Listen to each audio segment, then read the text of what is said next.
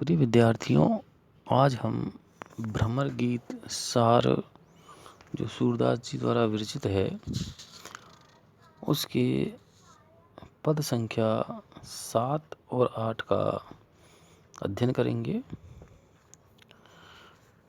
पद संख्या 7 के अंतर्गत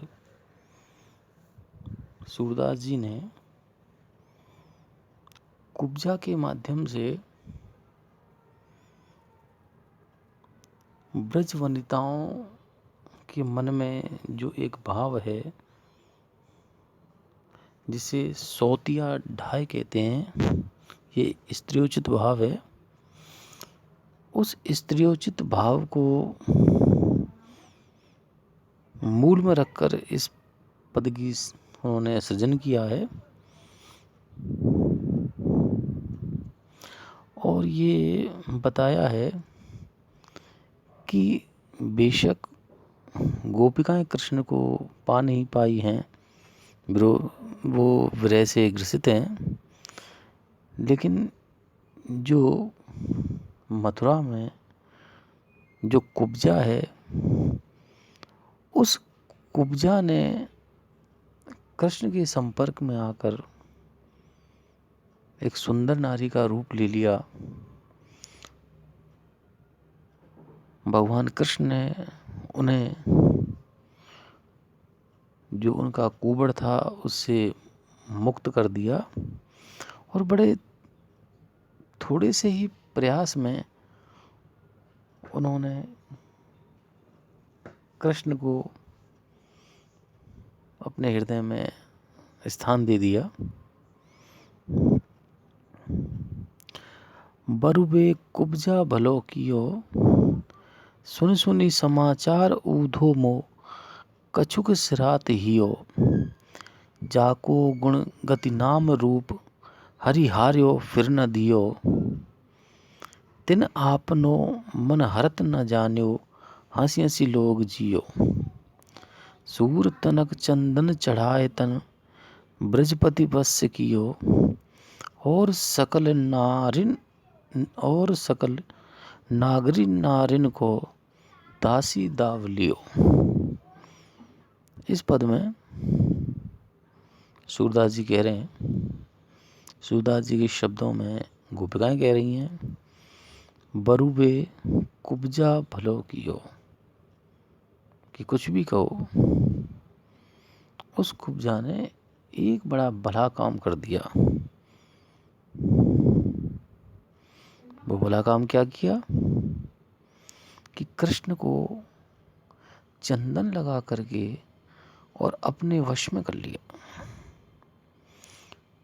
सुनी सुनी समाचार ऊधो मो, हे उद्धव जी, इस समाचार को सुनकर के मो कछुक सिरात ही हो, मेरे हृदय में, गोपिकाओं के हृदय में बड़ी ठंडक पड़ गई।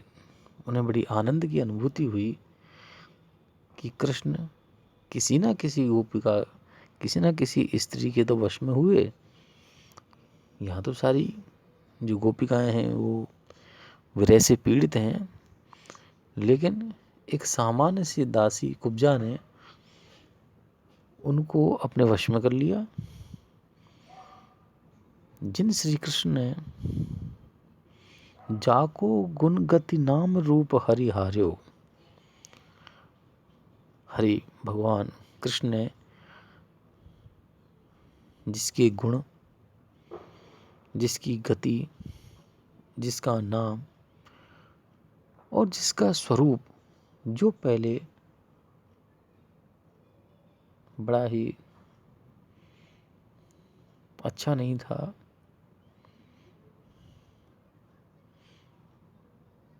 उसको हर लिया फिर न दियो। कुरूप थी, कुब्जा नाम था, चल नहीं पाती थी, सुंदर दिखाई नहीं देती थी, उस सारे स्वरूप से उनको मुक्त कर दिया और एक सुंदर नारी के रूप में उन्हें बना दिया। ये सभी कार्य तो उन्होंने कर दिए, लेकिन तिन आपनो मन हरत न जान्यो, लेकिन इस सब में उनका जो स्वयं का जो हृदय है, स्वयं का जो मन है, वो मन कुब्जा ने सुंदर नारी बन करके हरण कर लिया। हंसी हंसी लोग जियो। इस बात को सुन करके समस्त जो जन समुदाय है वो बहुत आनंदित हो रहा है कि ये हो कैसे गया कि एक सामान्य सी स्त्री ने कृष्ण पर अपना अधिकार कर लिया। सूर तनक चंदन चढ़ाए तन, सूरदास जी कह रहे हैं, शब्द सूरदास जी के हैं, गोपिकाओं द्वारा विचारित हैं, बोले जा रहे हैं कि जरा सा तनक यानी जरा सा चंदन चढ़ा करके, जरा सा चंदन चढ़ा करके, टीका लगा करके ब्रजपति वश कियो।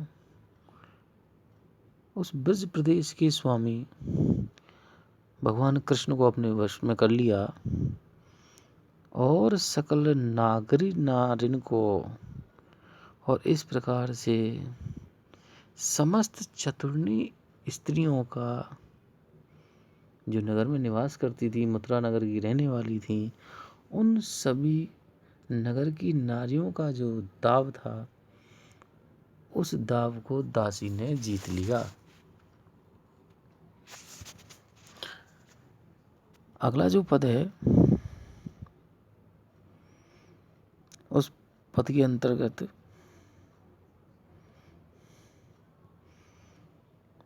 उद्धव के प्रति जो गोपिकाओं के जो वचन हैं वो यही हैं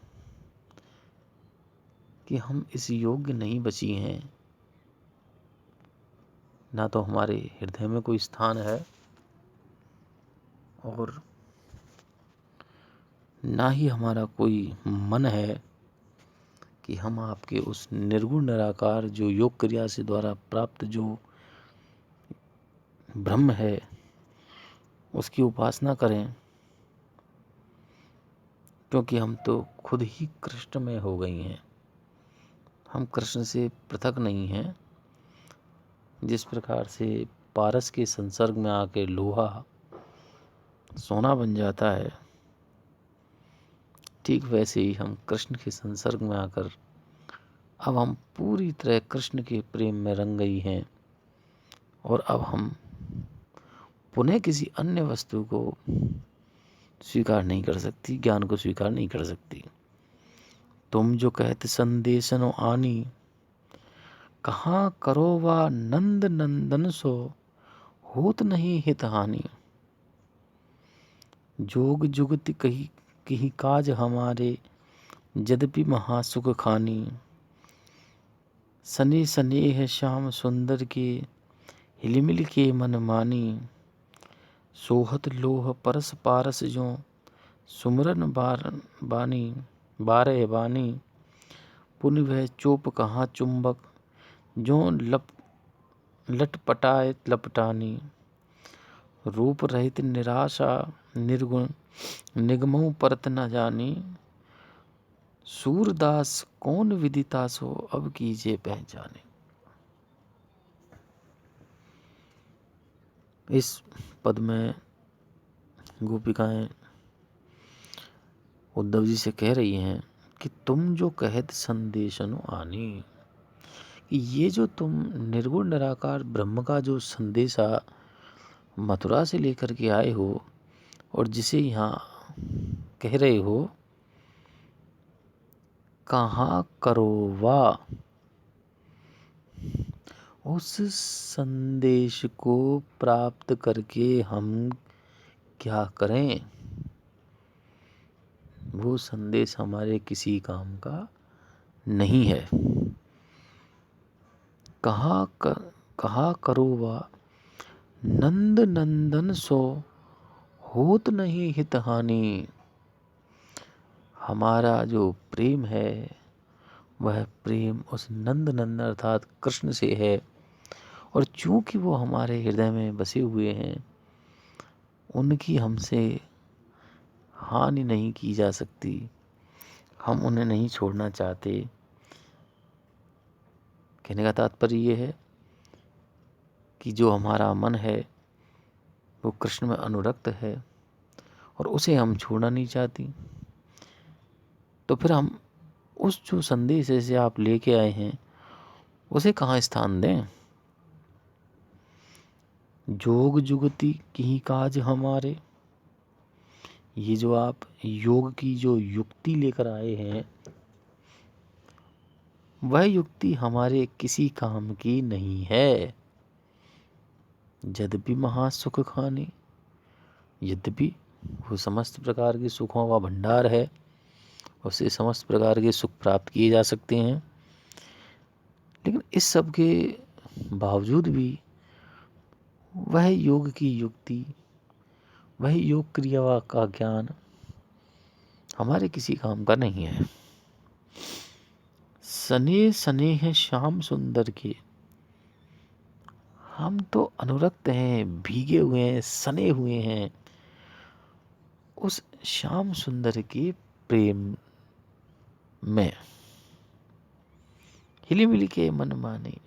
और ये बात हमने अच्छी तरह से मेलजोल करके, जो हमारा मेलजोल है कृष्ण के प्रति, उसको पूरी तरह से मान करके हमने इस बात को स्वीकार कर लिया है, हमारे मन से मान लिया है कि हम कृष्ण के प्रेम में पूरी तरह से अनुरक्त हैं।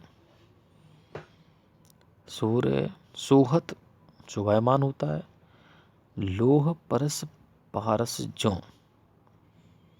जब लोहा पारस मणि का स्पर्श कर लेता है, पारस धातु का स्पर्श कर लेता है, तो बिल्कुल सुवर्ण बारहवानी, बारहवानी का मतलब पूरी तरह से 100% वह सुवर्ण हो जाता है। और ऐसे ही कृष्ण रूपी पारस के संसर्ग में आकर के हम लोह रूपी जो गोपिकाएं हैं वो बिल्कुल पवित्र हो चुकी हैं, उनके प्रेम से युक्त हो चुकी हैं और स्वर्णिम हो चुकी हैं, स्वर्ण के समान कांतिमय हो चुकी हैं। पुनि वह चोप कहाँ चुंबक जो लटपटाए लपटानी, क्योंकि चुंबक जो है वो केवल लोह को ही अपनी ओर आकर्षित कर सकती है। तो अब चूंकि हम लोहा रही नहीं, हम तो बहुमूल्य स्वर्ण हो चुकी हैं और स्वर्ण को आकर्षित करने की ताकत चुंबक में नहीं होती है। तो ये जो आपका ब्रह्म ज्ञान रूपी जो चुंबक है, उस चुंबक से अब हम आकर्षित नहीं हो पा रही हैं, क्योंकि हम उससे भी अधिक श्रेष्ठ रूप में परिवर्तित हो चुकी हैं, इसलिए वो हमारे किसी काम का नहीं है। रूप रहित निराशा निर्गुण, उस निर्गुण का ना तो कोई रूप है, ना कोई रंग है, ना कोई वर्ण है। निगमों परत न जाने, और वेद, निगम कहते हैं वेदों को, वह वेदों के द्वारा भी प्राप्त नहीं किया जा सकता, वेदों के द्वारा भी उसके बारे में ज्ञान प्राप्त नहीं किया जा सकता, उसको जाना नहीं जा सकता, समझा नहीं जा सकता, देखा नहीं जा सकता, महसूस नहीं किया जा सकता। तो इस प्रकार के जो आपके ब्रह्म हैं उनका कोई आलंबन नहीं है, वो सादृश्य नहीं है। सूरदास कौन विदिता सो अब कीजिए पहचाने, तो हम उस ब्रह्म की जिस प्रकार से स्वर्ण की पहचान कसौटी पर कसकर की जा सकती है, इसी तरह उस ब्रह्म की पहचान करने का हमारे पास कोई माध्यम नहीं है।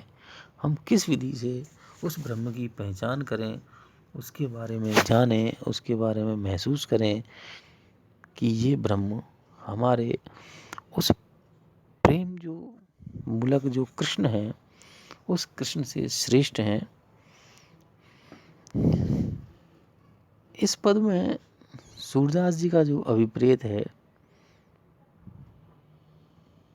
वो निर्गुण निराकार भक्ति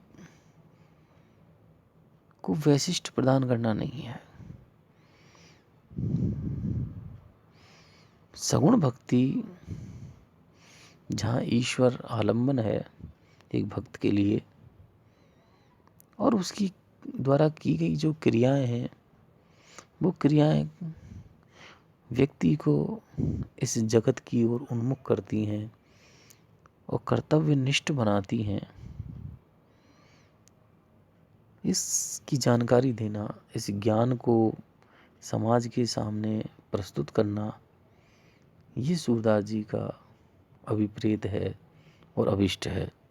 धन्यवाद।